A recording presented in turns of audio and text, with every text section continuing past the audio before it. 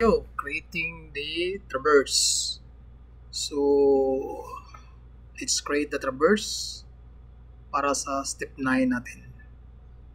So, ito yung last natin. Nag-a-attach tayo ng adjoining parcel number or nagde-level tayo ng mga adjoining lots.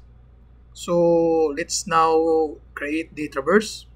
So, dito sa 10-step toolbars natin, click natin yung button 9, Traverse Editor.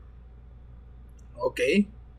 So, dito sa Traverse Editor natin, i-input natin yung loop number, maybe 1. Then, yung starting traverse number natin, 1. Now, we can do two things here. Pwede natin i-encode yung traverse natin or pwede i-encode natin yung pick natin on screen. So, let's try this two methods para lang sa tutorial natin. So, first, we do the picking of traverse on screen. So, select natin pick on screen. Then, click OK. So, titingin tayo dito sa command line ng AutoCAD. So, pick a point for backside. So, dito, magbabackside ako dito sa corner 1 ng mother lot. Okay? Kasi dito ako mag-occupy as T1 sa boundary, corner 2 ng boundary. So, pick a point for backside. So, pick ko tong endpoint ng corner 1. Click. So, pick on screen for starting point with a traverse kung saan yung T1 mo. So, yung T1 ko dito sa 2 boundary. So, dapat naka-usnap. Click T1. So, dito ko T2, T3, T4, then close. Pwede mo lagyan ng closure ng error or pwede 0. As in close na close. So, yun yung method for picking. So, but for yung tao ko nagtatraverse sa ground, so binigyan niyo ako ng sketch para sa traverse niya. So, erase ko muna tong mga traverse layer ko. But that's one way of creating a traverse by picking only. So, parang manufactured natin yung traverse natin. Okay? So, let me just update my level because change ko tong scale kanina. So, i-split ko yung screen ko na naman kasi bubuksan ko yung sketch ng instrument man ko. So, dito may sketch siya, traverse. So, ito daw yung traverse niya, the actual.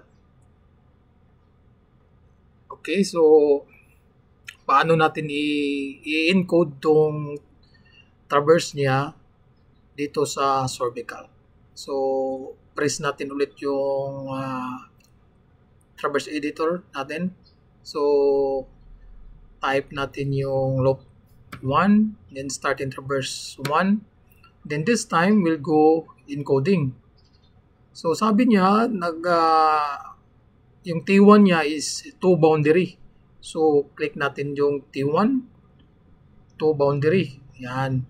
So, nagbabackside daw siya. Saan yung backside niya? 1 boundary. So, click natin yung backside point niya.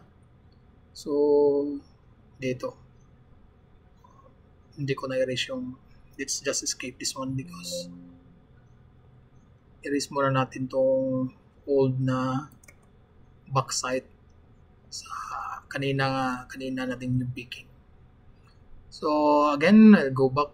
So, 1, encoding. Tapos, yung T1 mo, dito sa 2 boundary. Select yan T1. Yung backside point mo, dito sa 1 boundary. Yan.